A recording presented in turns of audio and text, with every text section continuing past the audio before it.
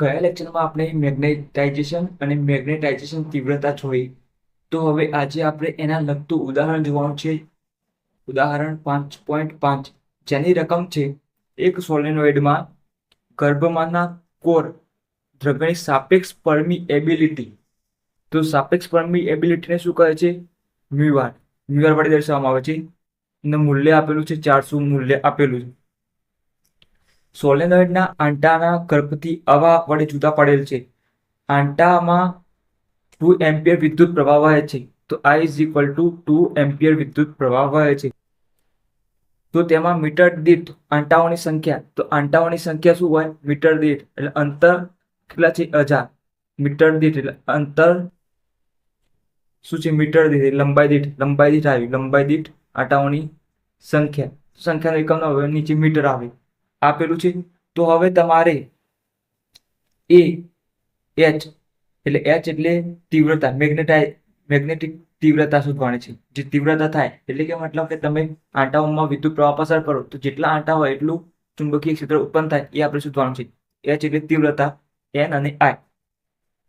ત્યાર પછી Bm એટલે ચુંબકીય ક્ષેત્ર, કુલ ચુંબકીય ક્ષેત્ર શોધવાનું છે. ત્યાર પછી Cm એટલે M એટલે મેગ્નેટાઇઝેશન, C માં M મેગ્નેટાઇઝેશન તીવ્રતા, અને છેલ્લે મેગ્નેટાઇઝિંગ પ્રવાહ Im ની ગણતરી કરો. તો આપણે અહીંયા 4 એક્ઝામ્પલ ગણવાના છે. તો અહીંયા સૌથી પહેલા શું કરવાનું છે? પહેલા એક્ઝામ્પલમાં H શોધવાનું છે. H તો આ મેગ્નેટિક તીવ્રતા એટલે કે ચુંબકીય તીવ્રતા, મેગ્નેટિક તીવ્રતા એટલે ચુંબકીય તીવ્રતા H. તમને ખબર છે કે તમે સોલેનોઇડના જે આંટા છે એના જેટલો વિદ્યુત પ્રવાહ વહેવડાવો પસાર થાય અને જેટલા આંટા હોય એટલી ચુંબકીય તીવ્રતા વધારે હોય. એટલે તમારે N અને I નો ગુણાકાર કરો એટલે મળી જાય. તો N કેટલા છે? 1000 અને I કેટલા છે? 2. તો કેટલા થઈ ગયા? 2000. હવે અહીંયા N ની તો N નો એકમ શું છે? તો નીચે લંબાઈ આવે છે. નીચે લંબાઈ, ઉપર કશું નથી આવતું એટલે લંબાઈ એટલે મીટર, અને I છે એટલે એમ્પિયર. આ થઈ ગયું. અને તમારા બુકના અંદર જવાબમાં આપેલું છે 2 3 વખત 0 એટલે કેટલા થાય? 10 ની 3 ઘાત. 10 ઉપર જેટલા 0 એટલે ઘાત લખી દેવાના. આ થઈ ગયું. હવે બી તમારે શોધવાનું કહે છે. બી એક્ઝામ્પલ અહીંયા બી. તો બી માટે આપણા પાસે ઘણા બધા સૂત્રો છે, પણ આપણે અહીંયા જે આપેલું છે અહીંયા મ્યુઆર, તો મ્યુઆરના અંદર એક સૂત્ર હતું. તો અહીંયા સૂત્ર શું હતું? મ્યુઆર મ્યુ0 ઇન્ટુ H. તો H ની કિંમત અહીંયાથી મળી જશે. હજી એક પણ બીજું સૂત્ર પણ તમને કહું છું, એ પણ સૂત્ર પરથી ગણી શકાય છે. તો એ સૂત્ર આપણે પછી વાત કરીએ છીએ. તો હવે મ્યુઆરની કિંમત મૂકીએ. તો મ્યુઆરની કિંમત કેટલી છે? 400 આપેલી છે. અહીંયા 400 ગુણ્યા મ્યુ0ની કિંમત તમારે યાદ રાખવાની છે. કેટલી છે? 4 પાઈ ઇન્ટુ 10⁻⁷. અને H ની કિંમત કેટલી છે આપણે જે શોધી? તો 2 ગુણ્યા 10 ની 3 ઘાત. હવે અહીંયા પાઈની કિંમત તમને ખબર છે કેટલી છે? 3.14. એટલે આપણે ડાયરેક્ટ ગણતરીમાં લખી દઈએ છીએ 3.14. હવે ગુણાકાર કરી દઈએ તો કેલ્ક્યુલેટરની મદદથી ગુણાકાર કરી દેવાનો. હવે ઘાત વાળું બાકી રાખવાનું.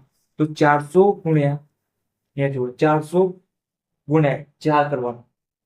400 ગુણ્યા 4 4 કરે. ત્યાર પછી પાઈની કિંમત છે તો પાઈ એટલે 3.14, તો ગુણ્યા 3.14 થઈ ગયું. બરાબર. ઘાત ના લેવાના. પછી 2 બાકી છે તો ગુણ્યા 2 કરી દેવાના. ગુણ્યા 2 એક ઘાત બાકી રહે તો કેટલા થઈ ગયા? 1048. કેટલા થયા? 1048, સોરી, 10,048. હવે 10 ની -7 અને 10 ની +3, તો 7 માંથી 3 જાય તો 4 વધે એટલે 10 ની 4 ઘાત. પણ જે કિંમત મોટી હોય એની સામે લગાવી દેવાની માઇનસ. હવે અહીંયા પોઈન્ટ હોય તો આ માઇનસ છે તો ઋણ તરફ જવું, ડાબી તરફ. 1 2 3 અને 4 તો કેટલા થઈ ગયા? 1.0048 થાય. અને આનો એકમ શું થાય? બીનો એકમ ટેસ્લા થાય. પણ અહીંયા 00 છે એટલે તમે વધારી ના શકો. તો અહીંયા ચુંબકીય ક્ષેત્ર કેટલું ઉત્પન્ન થતું જોઈએ? 1 tesla. Near is equal two 1 tesla ચુંબકીય ક્ષેત્ર ઉત્પન્ન થતું હશે. આ થઈ ગઈ. હવે આપણે આ જે દાખલો ગણે એ આપણે બી શોધી. બી. હવે આનો બીજી રીતે પણ ગણાય છે. એ સૂત્ર આપણે પછી લખીએ છીએ. તો અહીંયા જો એક બીજું એનું સૂત્ર લખી લઈએ. તો બીનું સૂત્ર શું હતું? એ સૂત્ર તમે આ રીતે પણ ગણી શકો છો. તો અહીંયા બી ઇઝ ઇક્વલ ટુ મ્યુ0, પછી શું હતું? આપણે ત્રીજું સમીકરણ શોધ્યું હતું એ થિયરીના અંદર. તો H પ્લસ M. એ મ્યુ0 મેગ્નેટાઇઝેશન છે એ મ્યુ0 અને બે સમીકરણ જોયા હતા તો એના પરથી આ સમીકરણ મળ્યું હતું. હવે અહીંયા કિંમત મૂકો મ્યુ0, તો આ મ્યુ0 છે, એચની કિંમત પણ શોધી છે અને એમ, તો અહીંયા તમારે મેગ્નેટાઇઝેશનની કિંમત શોધીને અહીંયા મૂકવી પડે. તો એ જે મેગ્નેટાઇઝેશન છે આપણે અંદર સી ના અંદર ગણવાના છે, જે આપણે આપેલું છે સી ના અંદર શોધવાનું.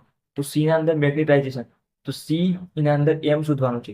એમ તો એમ એ શેના સમપ્રમાણમાં હોય તમને ખબર છે, તીવ્રતા, આ જે ચુંબકીય તીવ્રતા છે એના સમપ્રમાણ હોય. જેટલું તમે તીવ્રતા વધારો એનો ન્યાયની કિંમતો, એટલી તીવ્રતા વધે એટલું મેગ્નેટાઇઝેશન વધારે થાય. તો કોનું મેગ્નેટાઇઝેશન થાય? તો અંદર જે પદાર્થ મૂકેલો છે એનું. તો એ મેગ્નેટાઇઝેશન છે એ શાના સમપ્રમાણમાં હોય?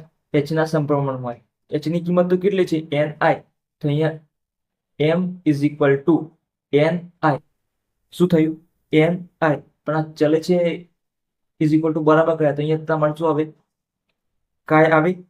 અહીંયા એની કિંમત, એચની કિંમત નહીં મૂકો ચાલશે. પછીની કિંમત તમને ખબર છે 2 × 10 તો આપણે આ જોયું હતું m ઇઝ ઇક્વલ ટુ કાઈ એચ અથવા એક્સ એચ કહો, જે પણ કહો, કાઈ એચ.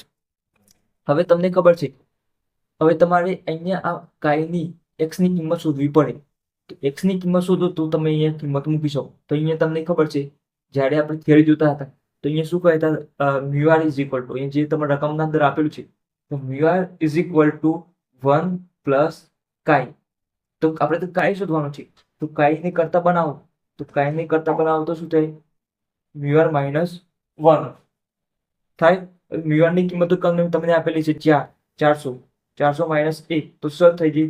399. તો 399 અહીંયા કિંમત મૂકી દો, આ કિંમત અહીંયા કાઈની જગ્યાએ.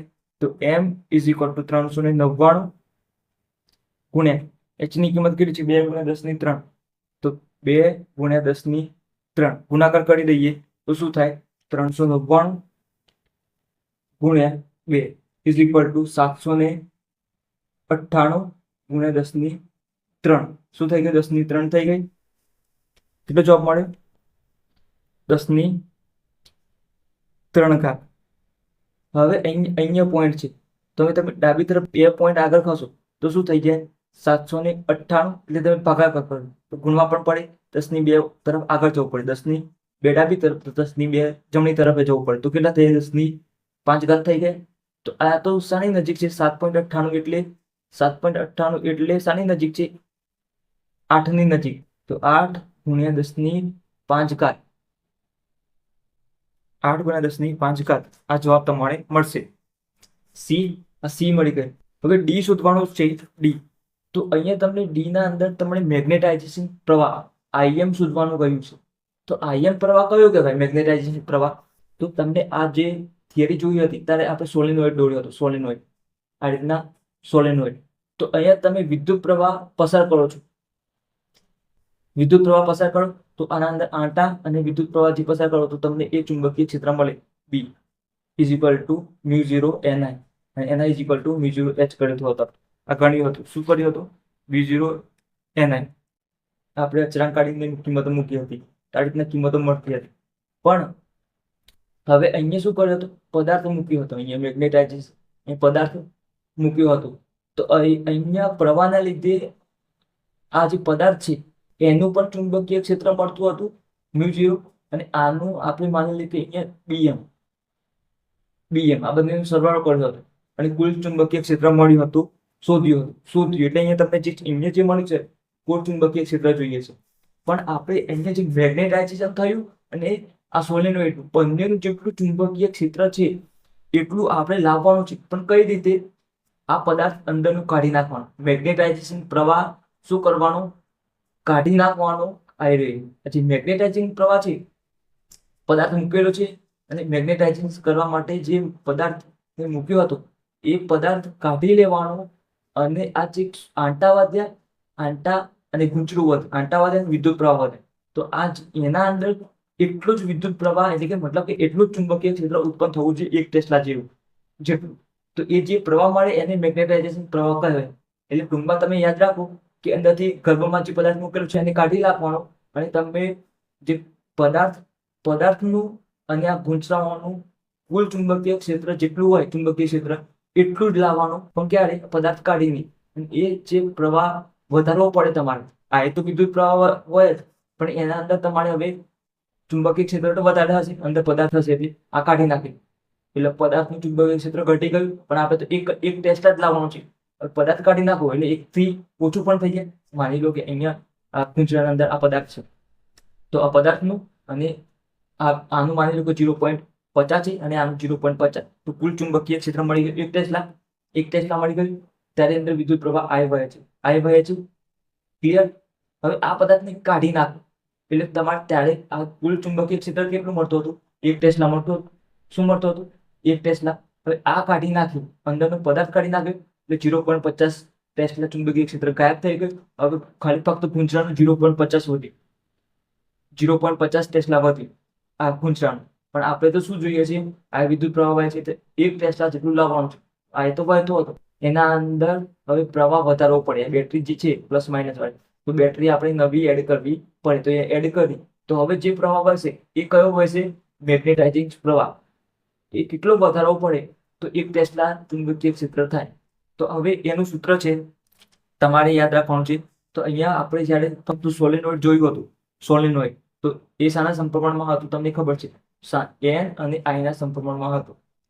N જેટલા આંટા અને જેટલો વિદ્યુત પ્રવાહ વહેતો હોય. ચલિત કાઢો એટલે તમે અચળાંક મૂકતા હતા શૂન્યાવકાશ μ0. આ થઈ ગયું. હવે આ તો વિદ્યુત પ્રવાહ વહેતો હતો, પદાર્થ કાઢી નાખું એટલે હવે 0.50 જ વધી. પણ આપણે લાવવાનું છે 1 ટેસ્લા લાવવાનું છે. તો આ પ્રવાહના અંદર થોડો પ્રવાહ વધારવો પડે, એને આપણે મેગ્નેટાઇઝિંગ પ્રવાહ કહીશું. તો આ થઈ ગયું. હવે આ થઈ ગયું. હવે આપણે બેની આપણે તો Im શોધવાનું છે. Im ને કરતા બનાવો તો B/μ0 Ni. આ થઈ ગયું. μ0 Ni થઈ ગયું. હવે અહીં I પ્લસ Im વધે, પણ આપણે તો Im ની કિંમત શોધવાની છે. તો I ડાબી તરફ આવશે, ડાબી તરફ આવે એટલે શું થઈ જાય? માઇનસ થઈ જાય. તો આના અહીંયા માઇનસ આવી જાય, તો B/μ0 N માઇનસ I. તો અહીંયા તમને Im ની કિંમત મળી રહે.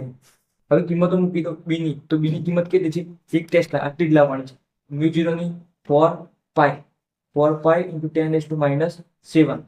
અને n ની કિંમત કેટલી છે? n ની કિંમત તમને આપેલી છે 10, 1000 એટલે 10⁻³ 10⁻³ થઈ ગઈ.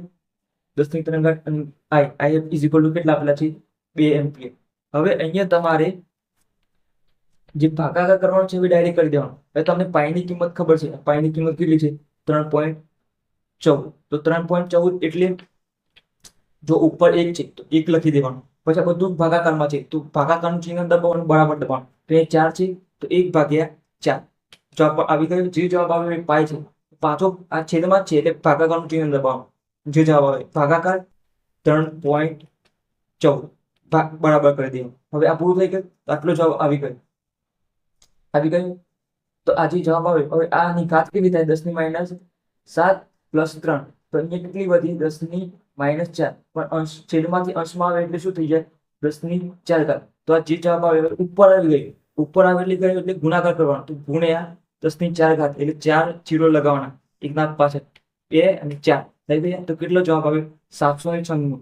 તો 796.178 માઇનસ અહીંયા 2 છે. આ શું છે? 2. તો અહીંયા 2 લખી દેવાના. તો હવે 796 માંથી 2 જાય તો કેટલા વધે? 794.178. તો નરિયર ઇઝ ઇક્વલ ટુ કેટલા હશે? Im ની કિંમત તમારે કેટલો વિદ્યુત પ્રવાહ વધારવો પડે? તો 794 એમ્પિયર જેટલો વિદ્યુત પ્રવાહ વધારવો પડે ત્યારે તમને 1 ટેસ્લા મળે. ક્યારે? ફક્ત આ ગૂંચળું જ હોય ત્યારે. ગૂંચળું અને વિદ્યુત પ્રવાહ જે હતો એના અંદર 794 એમ્પિયર જેટલો વિદ્યુત પ્રવાહ વધારો એટલે તમને 1 ટેસ્લા મળે. ક્લિયર? જ્યારે 2 એમ્પિયર વિદ્યુત પ્રવાહ વહેતો હશે ત્યારે એના અંદર પદાર્થ હશે. આ પદાર્થ મૂકેલો હશે ત્યારે એ ચુંબક કેટલું ઉત્પન્ન કરતું હશે? 1 ટેસ્લા ઉત્પન્ન કરતું હશે. પણ હવે 1 એમ્પિયર આપણો વિદ્યુત પ્રવાહ તો છે જ, પણ હવે પદાર્થ કાઢી નાખીએ છીએ ફક્ત ગૂંચળું વધે છે ત્યારે 1 ટેસ્લા ઉત્પન્ન કરવાનું હોય તો તમારે વિદ્યુત પ્રવાહ વધારવો પડે. એ વિદ્યુત પ્રવાહની મેગ્નેટાઇઝિંગ પ્રવાહ કહે છે અને એ તમારે 794 એમ્પિયર છે. તો વિડીયોને ગમ્યો હોય તમને તો લાઈક કરજો, વિડીયોને શેર પણ કરજો તમારા મિત્રો સાથે, ચેનલને સબસ્ક્રાઇબ કરજો અને સબસ્ક્રાઇબના બટનના બાજુમાં બેલ આઇકન છે તેને ક્લિક કરશો એટલે તમને ઓલ સિલેક્ટ કરી લેવાનું. ત્યાં તમને ઓપ્શન મળશે ઓલ, તમને નોટિફિકેશન મળતી રહેશે અને વિડીયોના ડિસ્ક્રિપ્શનમાં તમને ટેલિગ્રામ ચેનલની લિંક જોવા મળશે તેને જરૂરથી જોઈન કરી લેજો.